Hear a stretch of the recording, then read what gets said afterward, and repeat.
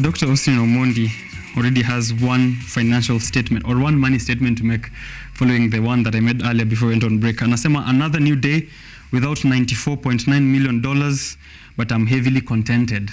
So this is a welcome to you, Japrado, on the show. Welcome to Biashara Tuesday for all of you who are tuning in. Please let us know where you are watching us from. We're streaming live on YouTube as well, so you can find our live stream over there and follow through with the broadcast all the way to the end of the show. Let us know.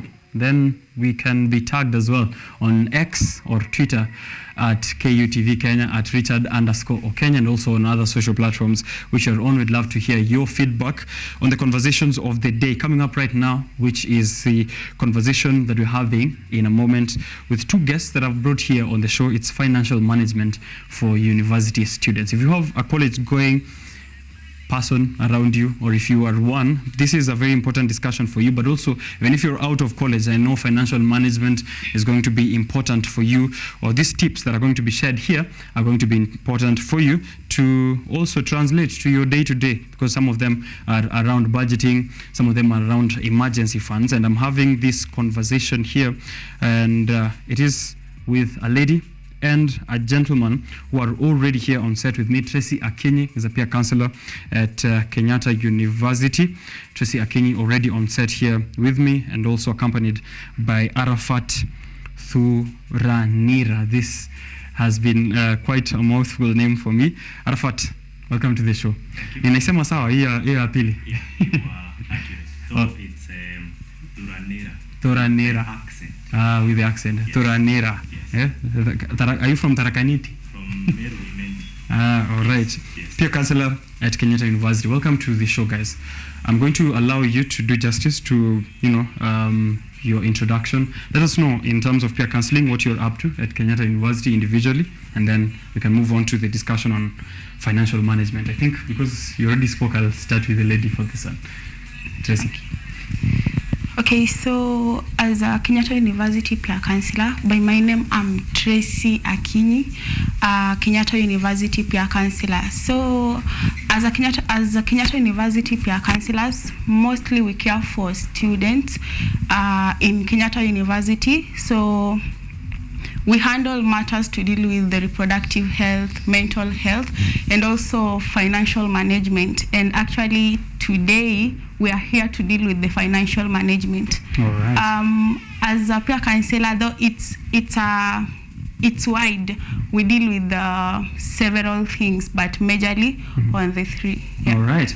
Arafat, I'm guessing it's still the same, on the same things she's mentioned. Well, it's on the same line, but what we do, we are like a torch.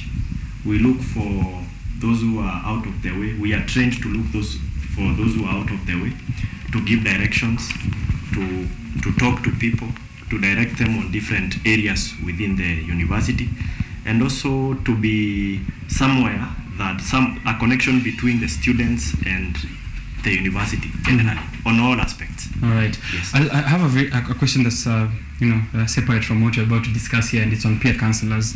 How would you say it's improved that kind of university experience to have a peer counselor as opposed to having a mentor who's a bit older than you, having someone who's I'm guessing it's a peer-to-peer counseling that happens around this. How different and better is it, maybe if I can get from you, Tracy, as compared to getting someone older as a counselor? Okay, as peer counselors, just by the name peers, you see most of our age groups, most of our age mates, they prefer meeting the peers. They prefer meeting those people at their ages, you get? So you find that most of the students, and also we interact with most of the students compared to the staff. Yeah, so as peer counselors, we get to meet most of the students compared to how the staff meet the students. All right. Yeah, so we are always there so that the students could reach us easily. I think this is easier compared to when we could have been having mentors. It would be very difficult for students to be moving or to be having discussions with the mentors. I mean, the older people. All right. Yeah. Let's get into this discussion then now. Financial management for university student, a very important discussion.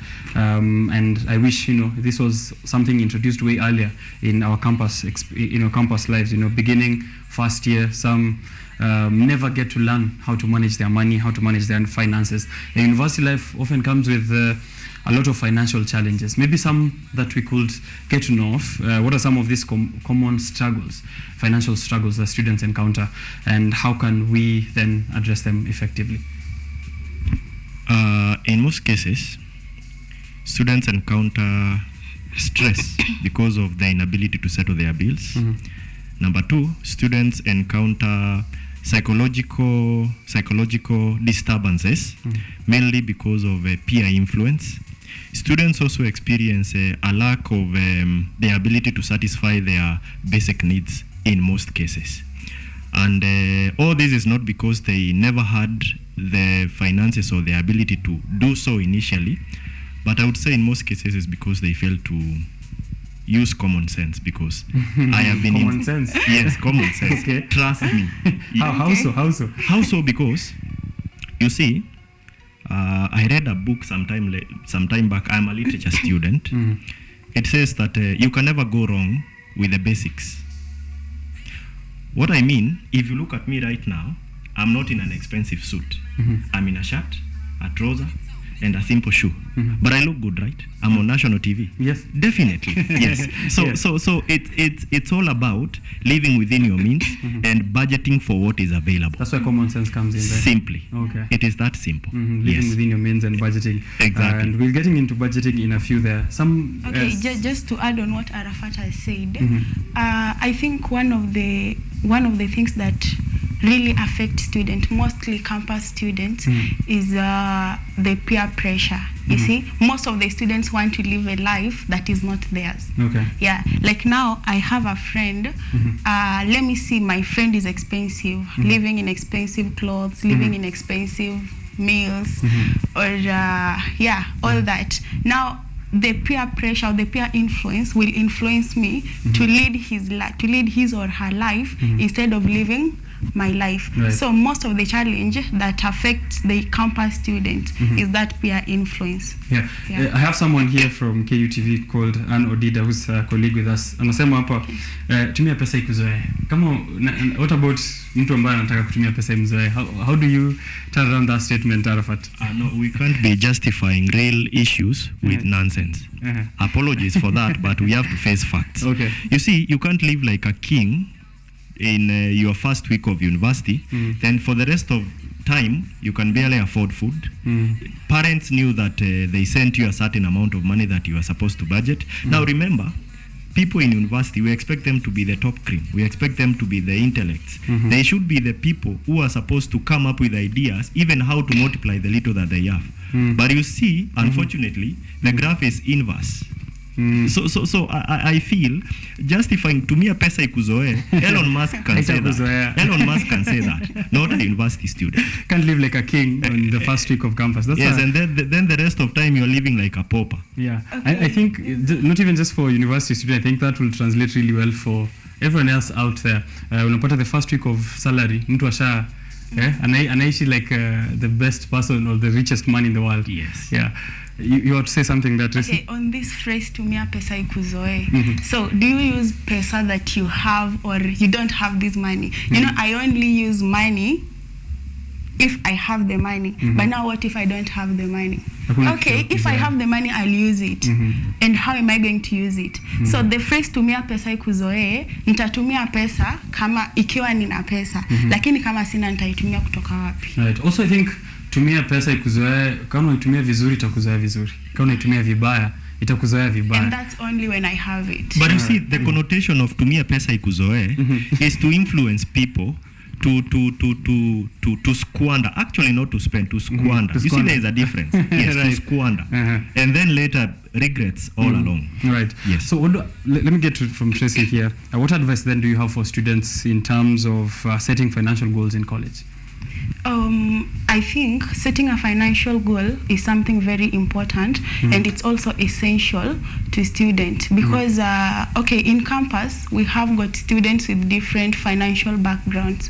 Yeah, so you find that I come to campus, I join campus, but I find my friend has got a different financial goal with mine. So it's good that I set my financial goal so that I don't be influenced with a friend's financial goal. You get? Yeah, so I think it's the first thing that one should always do in case you have any amount of money. Right. You first set the financial goal. Because now without setting the financial goal, any amount you have, then now you'll be falling with the phrase tumia pesa ikuzoe. Right. Any amount of money you have, you'll use it for the purpose that you didn't plan for, actually. Okay. Does it matter how much money it is? Kama napewa 500 shillings for my campus expenditure per week or 500 per month. Is it something that can still set a can I set a financial goal for 1,000 shillings? Yes, sure. How so? I think any amount of money, you can use it to set financial goal. Whether 500 shillings, 1,000 shillings in a week, you can still use that to budget and set the financial goal for the week. All right. Yes. Arafat, how do you create a realistic budget and manage then these expenses effectively? Number one, be practical. Okay. By saying be practical, work with what works for you. Don't work with what works for Ken. Don't work for what works for Gerard.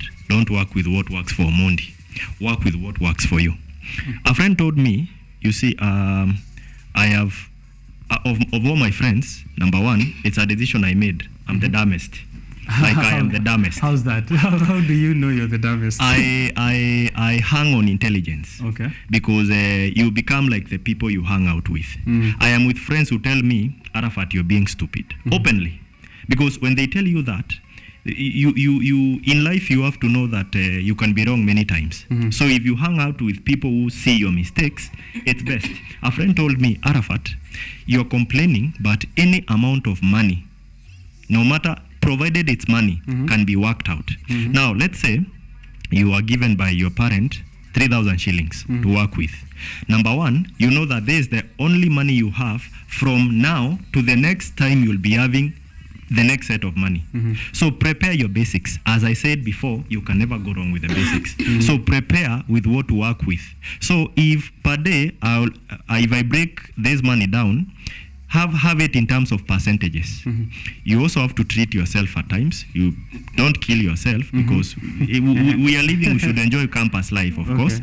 So set aside money in terms of percentages. This percent, I'll set it out practically to do this and this.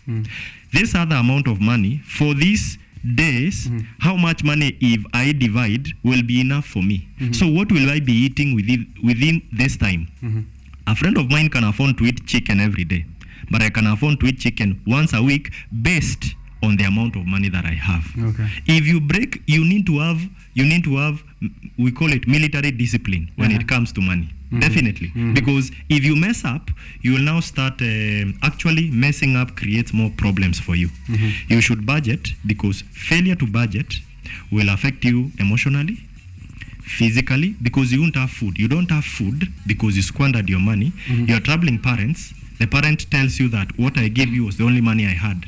But look at that person who planned their money well. I have 1,000 bob. This is what is practical. This is what I can work with. Even if they are eating maybe tea and coffee in the morning, then lunch they eat maybe chapati, beans, it's food, right? Then in the evening, ugali skuma, it's food and it pushes you. Instead of eating chicken, beef, then in a week you're done. Right. I think I've explained it in the simplest way possible. A student can understand, or anybody else for that matter. Right. I've seen those effects of failing to budget, and I never thought about it in terms of other issues that are not financial. So emotional, problems that will arise out of that. You're troubling your parents, and then now you're at loggerheads. Unasumbuana, wanasema wanipendi, wanitumie pesa. Wanasema unatumia pesa vibaya huko campus. You're not eating, you're stressed. Hata kama unakula ile kidogo, ni kama haikusaidii. But then there's emergencies. Tracy, I think I'd like you to pick up on this one. Emergencies can happen anytime for this campus student. Ameweka thao, amebudget kila percentage. how do they deal with emergencies if they come up throughout their or some point in their campus life? Okay, with emergencies, let me say I had these 1,000 shillings. These are 1,000 shillings when I was beginning the semester. Maybe I was budgeting with 1,000 shillings for a week. Now, I personally encourage students, mostly when budgeting, try to save. Okay, I know it can be hard saving as a student, and you cannot.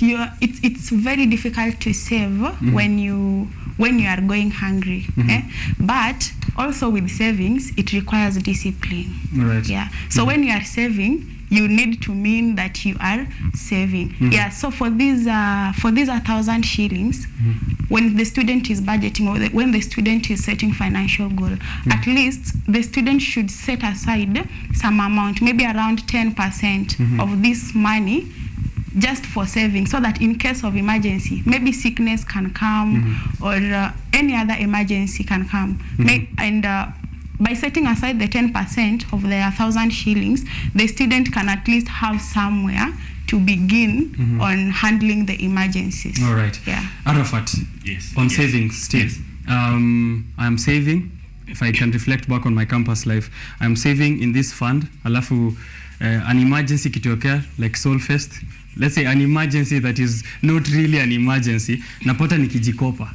Nasema wacha nijikope kwa savings, alafu nitajirudishia. But then it becomes a cycle. So how do I ensure that, I'm not affecting my savings even as I try and be disciplined with putting, even if it's 10% of my money? You see, what is making you, as you said, ujikope? It depends with what is making you do that. Because you had already set your budget. You have enough to cater for your food all along, right? As she was saying, somebody may ask on TV or may have this thought, if you saved 10%, you get an emergency that requires more than the 1,000. When the 100 really help. But you see, why do we call them emergencies? They don't happen every day, right? So create a culture of saving.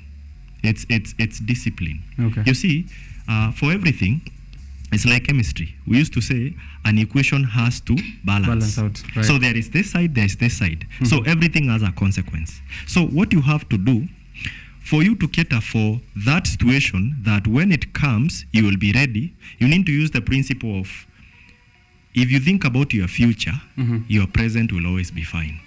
Because your present was once your future. So have a tendency of saving little by little, so that by the time that time comes, you'll have accumulated something that can take care of a situation that comes up as an emergency.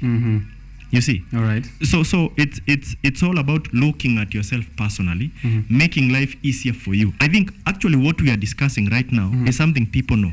What we are doing is bringing it closer to their attention and make them take more serious action on it. Okay. It takes discipline, it takes practice, but eventually if you observe it from time to time, it becomes a habit. All right. Yes. Tracy, financial aid and scholarships are some of the things students rely on in campus, especially to fund their education. Can you maybe give us a few tips on how we can maximize these opportunities for financial assistance within campus? Okay, about the financial aids, that is the scholarships and the scholarships. Also, we have some bursaries from the government, mostly that is HELB, that the loan that the government give to students. So I think I can encourage the campus students, most of the students who are in higher learning institutions, to be always applying for the scholarship and the HELB, the one that the government gives to student, Right. because you find that most of the students who are in higher learning institutions, from the research, you find that most of them are they take care of their own fees. So I think with scholarship and the with the financial aids, the scholarship and the bursaries, it can make it easier for them for that learning period in the higher learning institutions. Okay. Yeah. Arafat, there are other financial resources and services within campus, support services. Can you maybe tell us some that are there within Kenyatta University that students can get to take advantage of? There are, you see, the university takes care of everyone equally. The problem with most students is they are ignorant. They don't know. So it's one of the reasons why we are here as peer counselors. So number one, let's start with maybe you have issues with school fees. In school we have Somesha Mwenzako, KUSA. Then we also have scholarships from the university. There are ways that universities, if really you are in dire need of help, you are truly needy, there are ways that people use to apply. You can apply and get some financial help, not for your pocket, but for your school fees, definitely. Right. Now, also, if you happen to have issues with money, you don't know how to manage money, you are having stress, we have the wellness department. Okay. We have, you see, KU is a learning institution. It is, I can call it a think tank. It is where brains are. We have very many qualified personnel here. It is only that students don't know. You can go to wellness, you can go to student affairs, you can get directed more, or you can even get counseling, financial advice, because there you'll be directed on where to go and where to get these services. So I would encourage students, if you have a financial issue, if you need advice, if you need help in any way, the school is there for you. We peer counselors are here for you. Seek knowledge. You see, seek to know, then you will get helped. Definitely. Yes. Also, number 3, this is mine. It may appear a little bit funny. Another financial resource for yourself are all students and all people you see moving around. How so? Let me tell you how.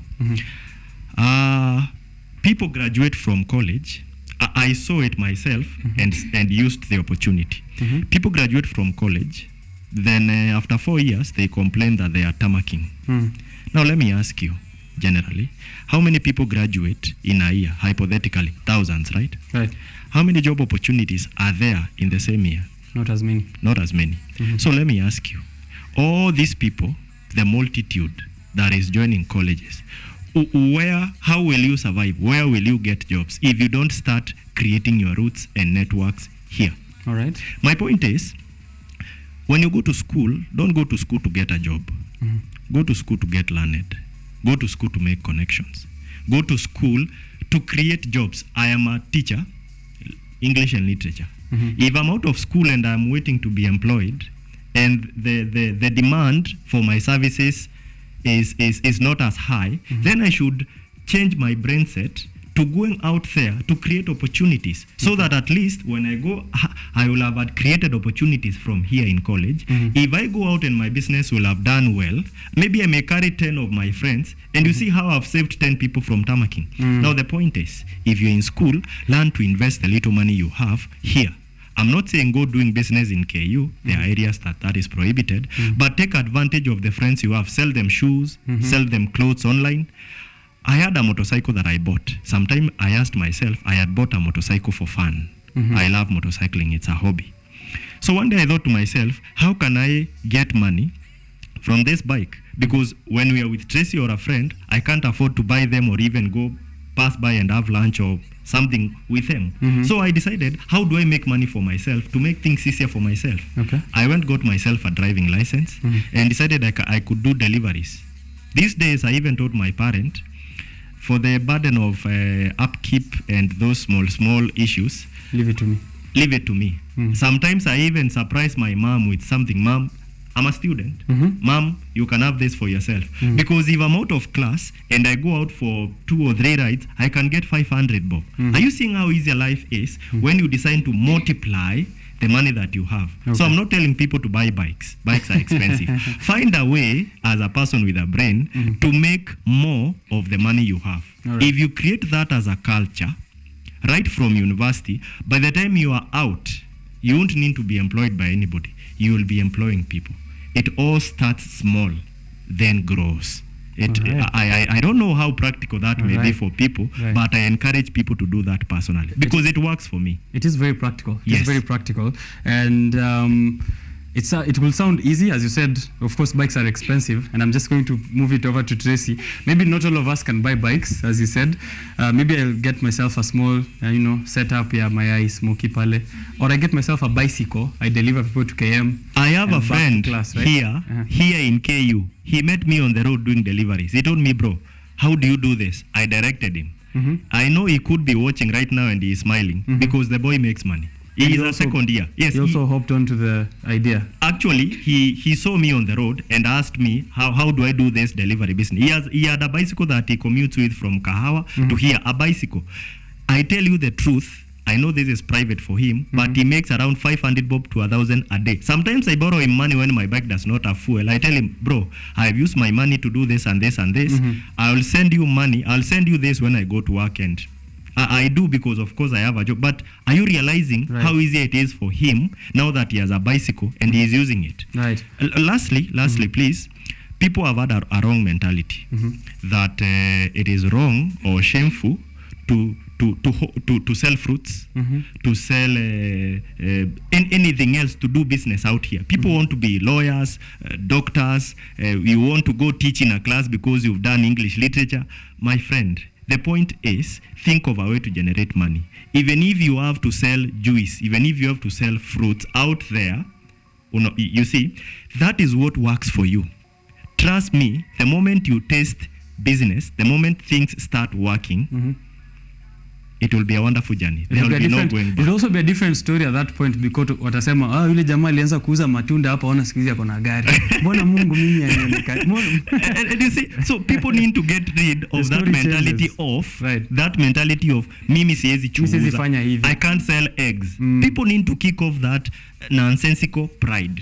People need to be practical. Right. Because people don't make money easy. I think that's one of the most difficult things that a campus student especially has to do because of that ego and pride that you come into campus. Mimi nimekuja kusoma engineering, nimekuja kusoma medicine. Unaniambia nini niende kuuza watermelon? Let me ask you. If you see somebody selling watermelons pale, mbele ya gate ama pale nje ama KM, truly speaking, if you look at that person trying, dressing well, he can afford to live a better life and uplift themselves.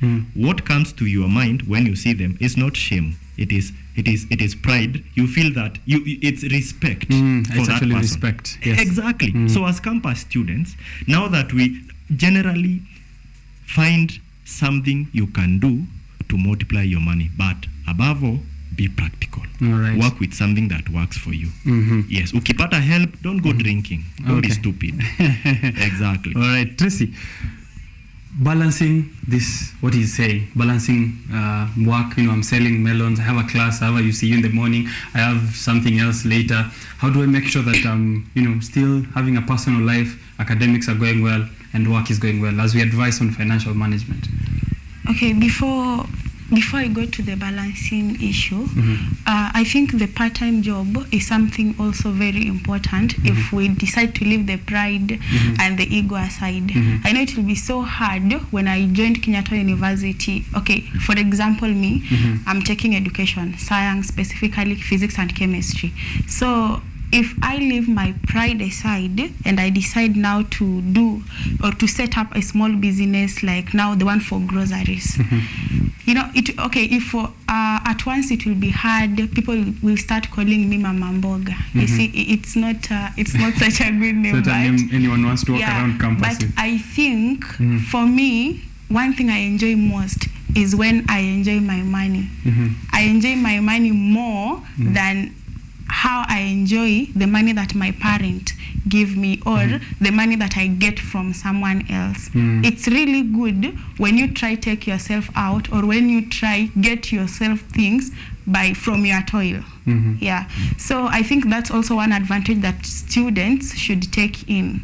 Yeah. You leave the ego aside, then now take the positive side of it. I'm going to have my money. I'm going to now I'm going to control it. I have my money, making my money, and I'm going to control my money. You're going to enjoy it. Yeah, I'm going to enjoy it. And I don't have to call people like, I need money. I need money for breakfast. I need money for lunch. It's really tiresome. Right. Yeah. Hata ukiniita mama mboga, as long as I'm having my meal, I'm having my let stuff the mama taken care mboga of. name be there, but as long as I am having my meals, I'm paying my bills, and I am balancing my classes.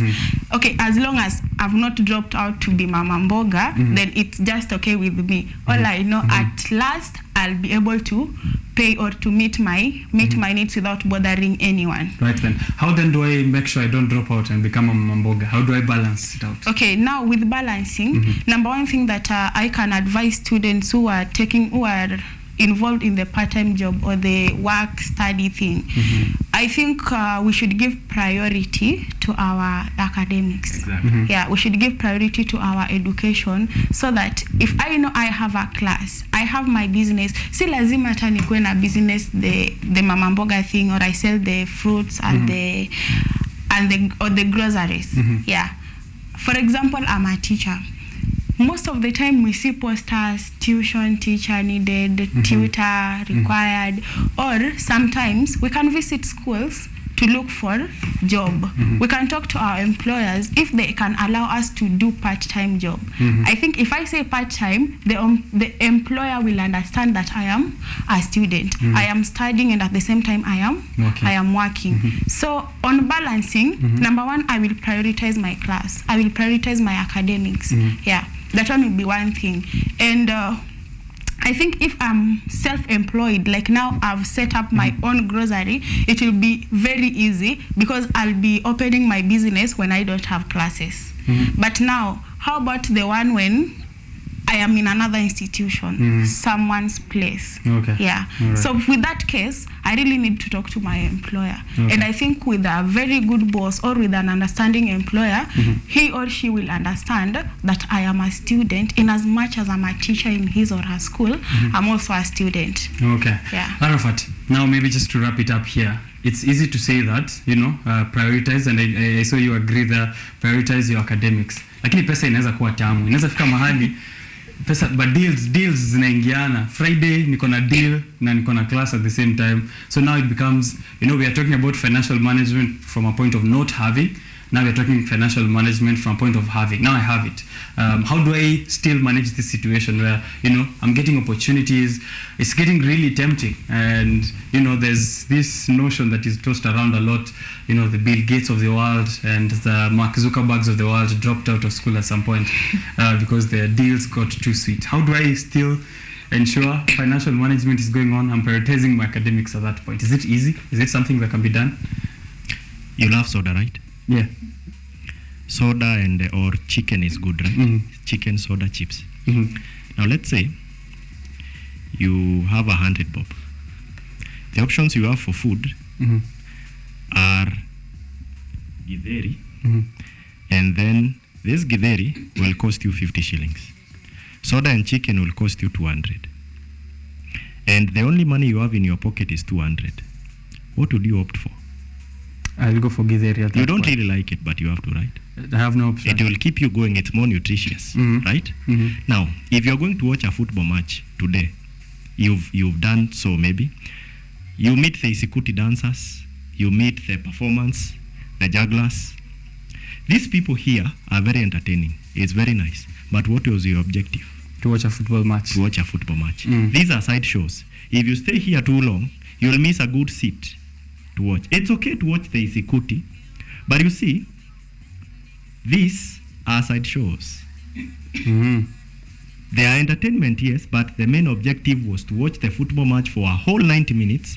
The Isikuti, not the Isikuti, that was not the purpose. Okay. Exactly. I think I have. I think that's very precise. Exactly. And now brings us to a very last, of course, part of this conversation. Thank you guys for creating time for us, and for maybe just to wrap it up, guys who are at Kenyatta University might need peer counselors, might need this conversation further away from the show. Let us know where they can get to find you at. I think I'll start with Tracy, and then we finish with Arafat. Where can we find peer counselors within campus physically? Nitakuja wapi? Online kama kuna mahali naweza wa tweet, ni wa email. Please let us know. Okay. As peer counsellors in Kenyatta University, our office is at BSSC room 272. So if you want us to meet, physically, or you want us to discuss something that needs a face-to-face talk, then you can always visit us at BSSC room 272. That is the office where we are situated. Okay. Yeah. Anything online, Arafat? Social handles? Yes. We have social handles. To make things simple for everyone, if you go to Twitter, if you go to YouTube, if you go to Facebook, when you type in Kenyatta University Peer Counsellors, leave the underscore, leave the notes and everything else. Just Kenyatta University Peer Counsellors. Search it. The algorithm, your Instagram, your Facebook will lead you direct to KU Peer Counsellors. Okay. We listen, we care. We are here for you people. All right. Exactly. All right. Arafat and Tracy, thank you very much for creating time for us here this morning. This has been Financial Management for University Students, a conversation that is very relevant for you, even if you're out of university. These are the Kenyatta University peer counsellors that we've had this discussion with, a very crucial discussion for viewers who are within university. As I said, this will be uploaded later on YouTube, KUTV Kenya. Please find that conversation there. Also find them physical location, Kenyatta University, BSSC. You will find the peer counsellors there for a physical one-on-one discussion. Biashara Tuesday is taking a short break. I'm continuing the conversation on finance with financial inclusion for the whole nation. What is the state of financial inclusion for young people and young businesses? Our guests are already in studio waiting to join us, so don't go too far. I'll be right back.